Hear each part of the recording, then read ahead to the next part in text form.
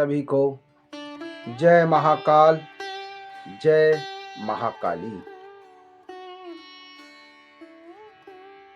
नव वर्ष 2024 की आप सभी को हार्दिक शुभकामनाएं। आज हम यहाँ माँ काली के अर्थ तत्व और उनके कुछ नामों के विषय में चर्चा करेंगे। माँ काली का जो शाब्दिक अर्थ है वह है काल। माता काली का शाब्दिक अर्थ काल है। जैसा कि आप और हम सभी जानते हैं कि माता महाकाली भगवान शिव की अर्धांगिनी का नाम है, किंतु माता महाकाली भगवती काली आदि और अंत रहित हैं, अर्थात अजन्मा है और पूरे संसार की, पूरे विश्व की, पूरे समस्त चराचर ब्रह्मांड की स्वामिनी है। माता महाकाली ये स्वयं ही काल को उत्पन्न करने वाली तथा उसे भी एक समय पर भक्षण करने वाली स्वयं है।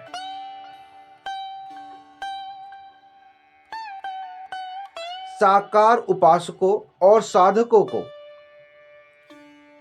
इन सभी की सुविधा के लिए तंत्र आदि हमारे शास्त्रों में इन्हीं का निराकार काली के गुण, ध्यान और स्वरूप आदि का वर्णन मिलता है।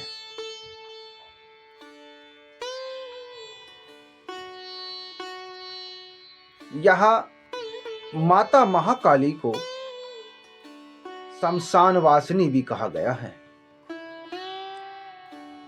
शमशान का जो व्यावहारिक अर्थ यहाँ जो होता है, साधारण जन के विचारों में शमशान का अर्थ है जहां शव का दाह संस्कार होता है, लेकिन शमशान वासिनी यहाँ पर इस शब्द का प्रयोग इस प्रकार से नहीं होता है। यहाँ पर शमशान का जो भाव है वो इस प्रकार से जानना है, इस प्रकार से स्मरण करना है कि जहां पंच महाभूत चिद ब्रह्मा में लय होते हैं, लय होने के स्थान को शमशान कहा जाता है।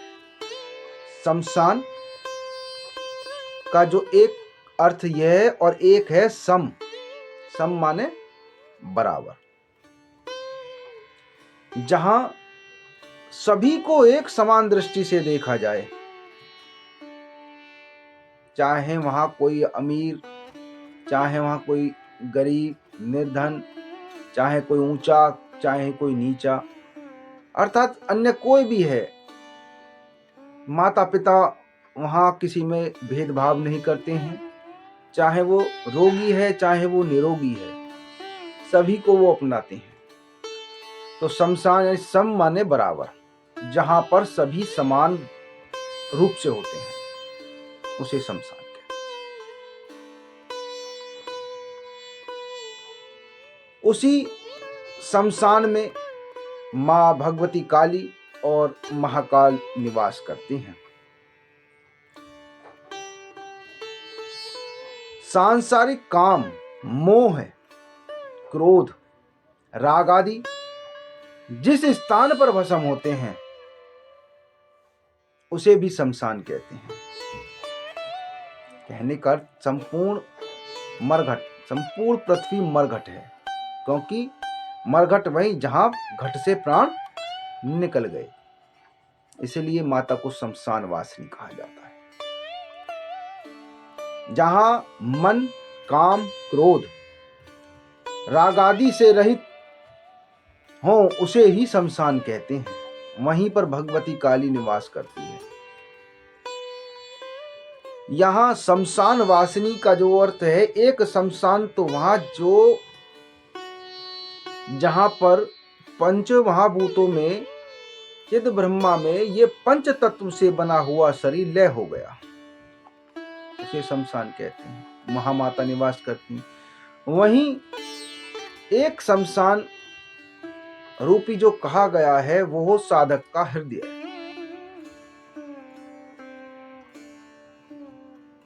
यदि आप माता की सेवा कर रहे हैं, माता की साधना कर रहे हैं, तो आपको माता को स्थान देने के लिए, निवास कराने के लिए अपने हृदय को शमशान रूपी बनाना होगा, जहां ना कोई द्वेष है, ना कोई राग है, ना काम है, ना क्रोध है। तब उस हृदय में माता का निवास होता है। इसलिए माता को शमशान वासिनी कहते हैं। माता को एक नाम से और संबोधित किया जाता है, जैसे कि चिता। जिस प्रकार शमशान में चिताएं यानी पंच महाभूत से बना हुआ जो शरीर है, उस शव का दाह संस्कार किया जाता है। उस चिता को वहां तो हम पंच महाभूत में शरीर को लय कर रहे हैं, तो चिता, लेकिन यहां इसका यह अर्थ नहीं है। यहां इसका अर्थ है कि अपने हृदय में उस ज्ञाना अग्नि का निरंतर जलते रहना, जैसे कि शमशान में होता है। निरंतर अग्नि वहां प्रज्वलित रहती है, जलती है। माता तभी तो वहां निवास करती है। यानी अपने हृदय में यदि माता को निवास कराना है, तो आपको अपने हृदय में ज्ञाना अग्नि रूपी चिता जलानी होगी। भगवती का आसन। भगवती का आसन भी यहां पर सबको कहा गया है। इसका अर्थ यहां पर यह है कि जब तक सब में शक्ति है, तभी तक ये चल रहा है। और जैसे ही इस पंच तत्व से बने हुए शरीर से शक्ति विरक्त होती है, उसी क्षण शिव सब हो जाते हैं।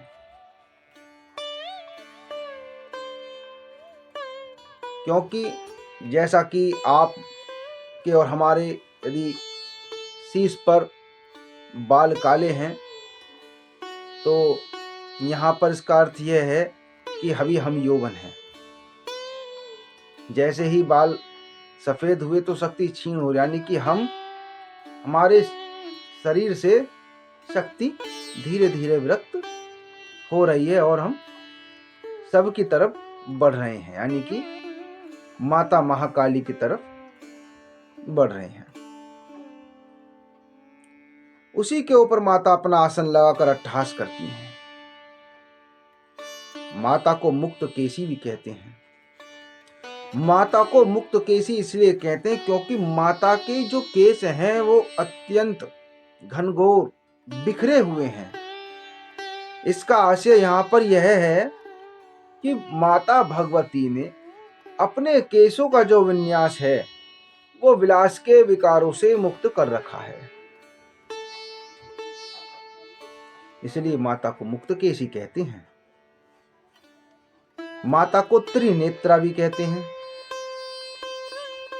त्रिनेत्रा होने का अर्थ यहाँ पर यह है कि माता के 3 नेत्र हैं, सूर्य, चंद्र और अग्नि। भगवती के 3 नेत्र स्वरूप हैं। माता अपने इन 3 नेत्रों से भूत, वर्तमान और भविष्य तीनों को देखती है। इसलिए माता को त्रिनेत्रा भी कहते हैं। माता को बालवतंसा भी कहते हैं। बालवतंसा का जो अर्थ है वो यह है कि माता ने अपने कानों में छोटे शिशुओं के सब कुंडल कुंडल रूप में धारण कर रखे हैं। अब बहुत से लोग माता ने तो छोटे शिशु के, इसका अर्थ आप यहाँ इस प्रकार से समझें कि बाला बतंसा माता को इसलिए कहते हैं कि माता बाल स्वरूप निर्विकार अपने साधक, अपने सेवक को सदा अपने कानों के पास रखती हैं, या फिर स्वयं अपने कानों को उनके पास रखती हैं। इसलिए माता को यहां बाल वतंसा भी कहा गया है। माता को प्रगति तर्दना भी कहते हैं। प्रगति तर्दना, प्रगति तर्दना माता को इसलिए कहते हैं कि माता के जो दांत हैं उन्होंने बाहर निकल के माता ने अपनी जिह्वा को दबा रखा है। अति भयानक रूप है माता का वो। इसका आशय यह है कि माता ने स्वयं अपने रजोगुण, तमोगुण और सत्वगुण, इनकी जो उज्ज्वलता है उसको अपने इन दांतों से दबाए हुए, यानी कि इन गुणों का भी माता पर कोई बस नहीं है। इसलिए माता को प्रगति तर्दना भी कहते हैं।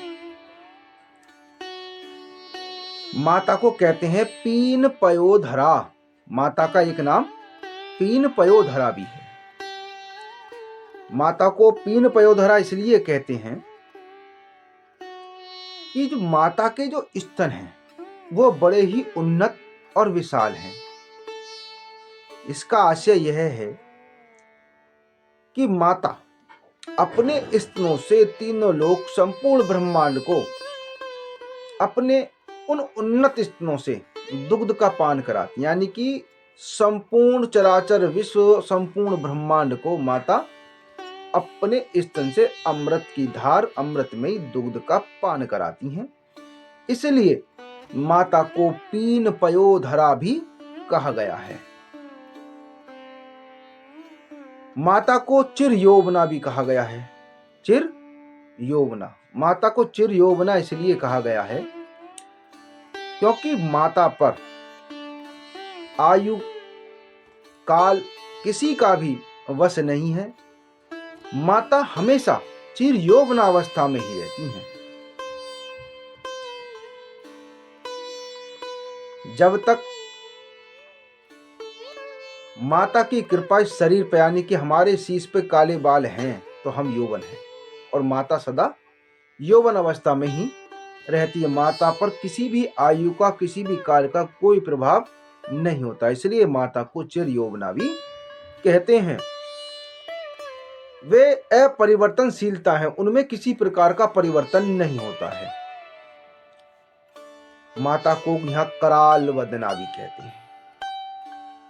कराल वदना माता को इसलिए कहा जाता कि माता का जो रूप है वो अत्यंत भयानक है।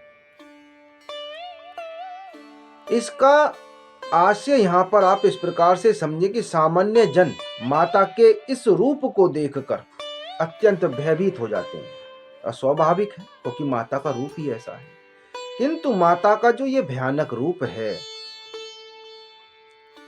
उस रूप को माता अपने बच्चों, अपने सेवकों पर, अपने साधकों के सामने कभी प्रस्तुत नहीं करती हैं। वो रूप घोर पापी, अधर्मी, दुष्टों के लिए है। और माँ तो माँ है। जिस प्रकार भी माँ प्रसन्न हो, दर्शन दे, तो जिस प्रकार से माँ को बच्चे प्रिय, उसी प्रकार से बच्चों को माता प्रिय होनी चाहिए। तो माता का अत्यंत घोर भयानक रूप होने के कारण माता को कराल वदना भी कहा गया है। तो यह माता महाकाली, मां शमशान काली के विषय में कुछ ऐसे नाम थे जो बहुत कम लोग इन नामों के विषय में पूर्णतः जानते होंगे। इसीलिए आज आपके सामने हमने ये प्रस्तुत किए। जय माता दी।